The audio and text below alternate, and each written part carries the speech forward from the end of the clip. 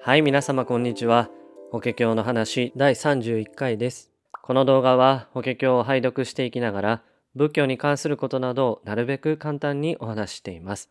回を重ねながら少しずつお話をしています。その他の回もご覧いただき、一緒に仏様の教えについて考えていっていただければと思います。それでは今回の内容です。今回は序本のまとめです。序本のまとめに入る前に、前回の続きで文殊師利菩薩の回答部分で少し話し足りなかったところがあるので、その補足をさせていただきます。文殊師利菩薩が過去世を語る部分です。過去に日月燈明仏という仏様がいて、そこに妙高菩薩という菩薩様がいらっしゃったと文殊師利菩薩は説いていました。この日月燈明仏が涅槃に入った後、妙高菩薩が後を引き継いで布教をしていきます。その妙高菩薩に愚明菩薩という弟子がいました。ちなみに、この妙高菩薩が文殊師利菩薩で、愚明菩薩が今の弥勒菩薩だという、そういう過去世を語る部分でした。ここまでは前回お話ししたんですが、この愚明菩薩がどんな菩薩であったかというのが、文殊師利菩薩が説いた下の中で出てきます。で、そこを少しお話をしようと思うんですけども、この妙高法師に時に一人の弟子あり、心に常に芥待を抱いて妙理に頓着せり、妙理を求むるに飽くことなくして多く俗生の家に遊び、修樹せしところを記者し、拝問して通理せず、この因縁をもってのゆえに、これを名付けて愚明となす。というお経文です。これはどういう意味かというと、またこの妙高法師、これ妙高菩薩ですね、には、その時一人の弟子がいましたと。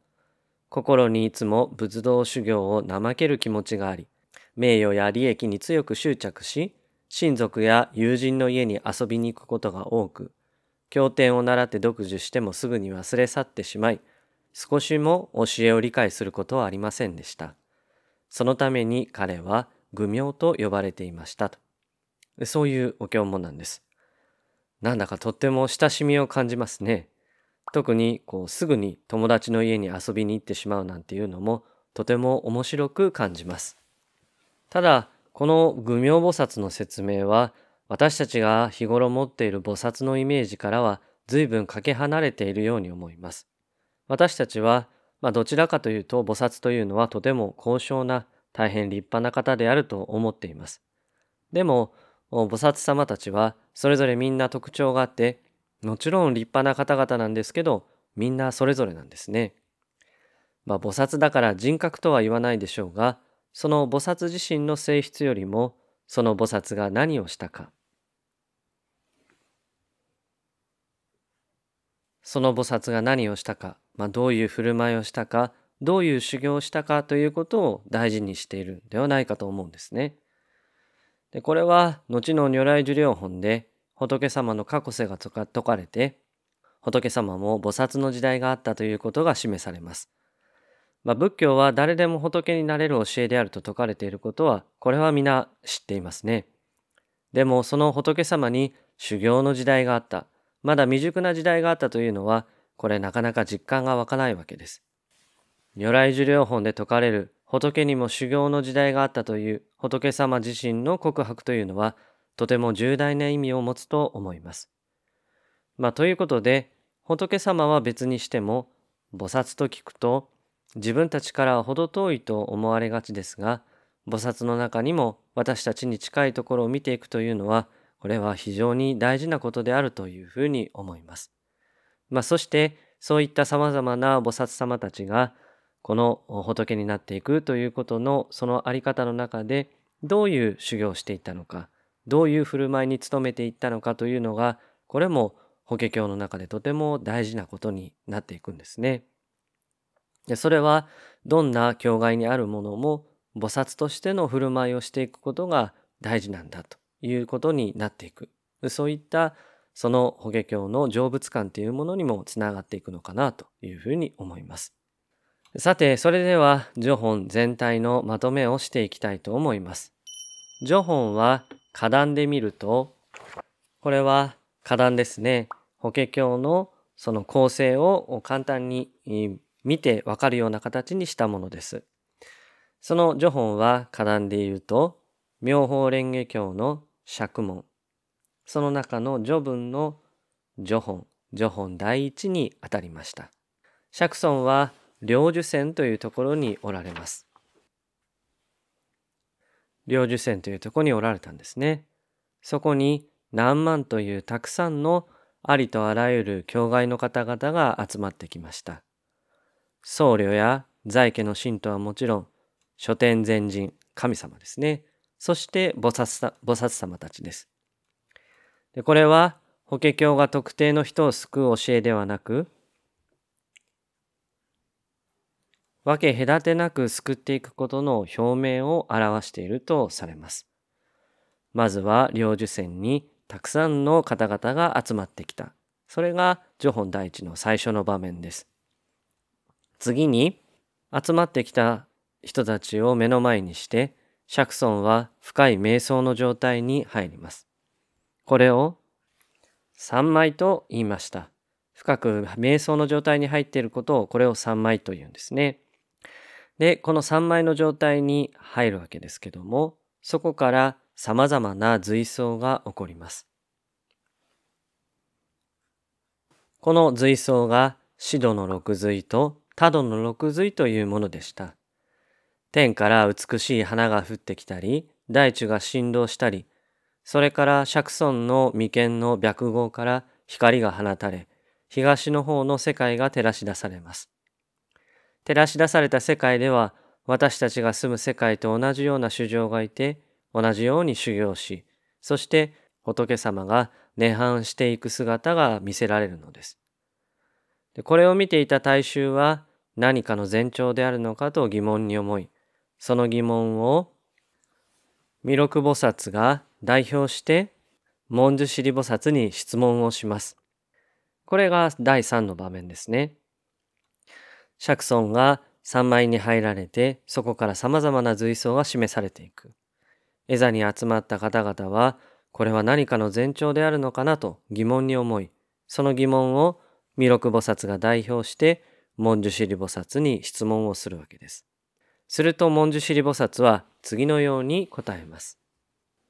私は大変昔に日月燈明仏という仏様を見たことがある。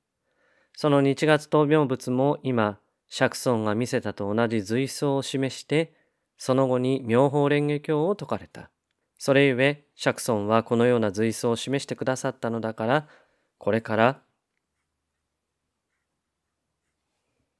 妙法蓮華経が説かれるであろうと。こういうふうに文殊師利菩薩は過去世を引き合いに出して、そしてこの今の釈尊がどのような振る舞いをこれからしようとしているかを示していかれたというわけです。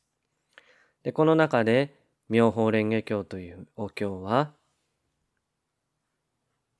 難信の法であるということを文殊師利菩薩は言うわけですね。信ずることが難しい教えであるということを言われます。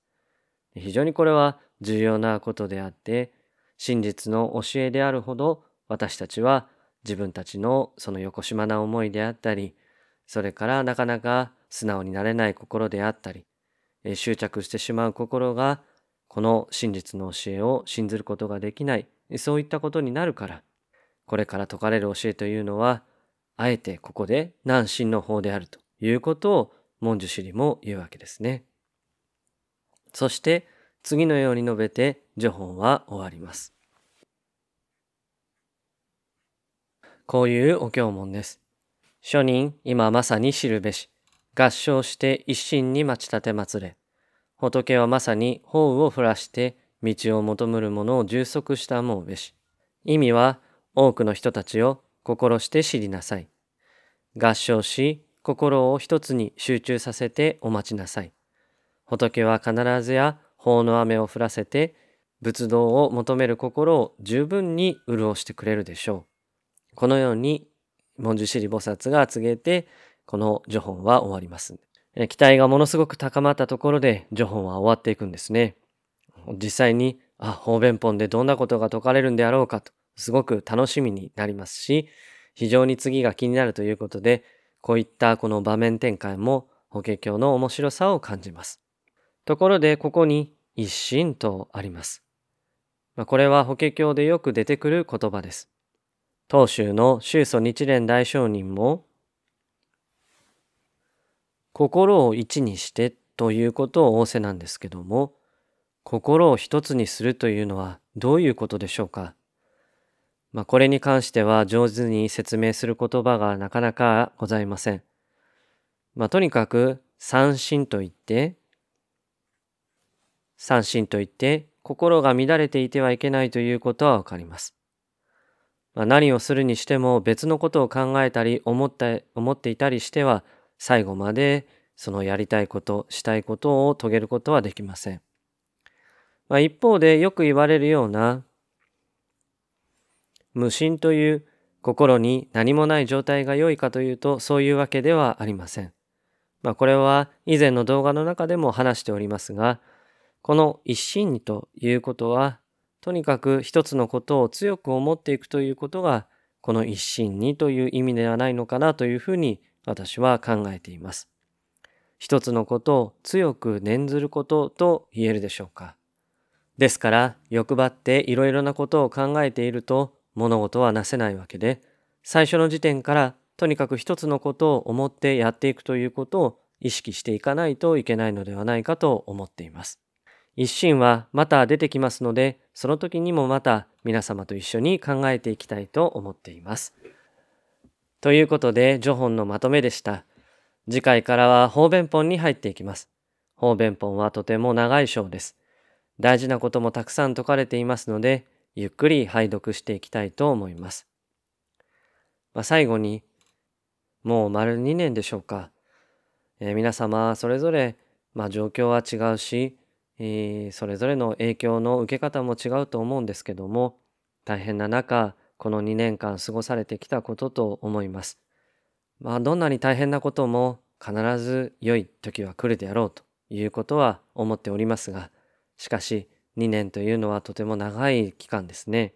丸2年経ったんですけども、この2年経って、そしてまた新しいものが出てきたということで、本当にまだこれが続くのかというような思いになっている方もおられるのではないかなと思います。先ほども申しましたが、苦しいことや辛いことというのはずっと続くわけではありません。必ず良い日は来るでしょうし、必ず物事が好転していくっていうことはあるというふうに思います。また、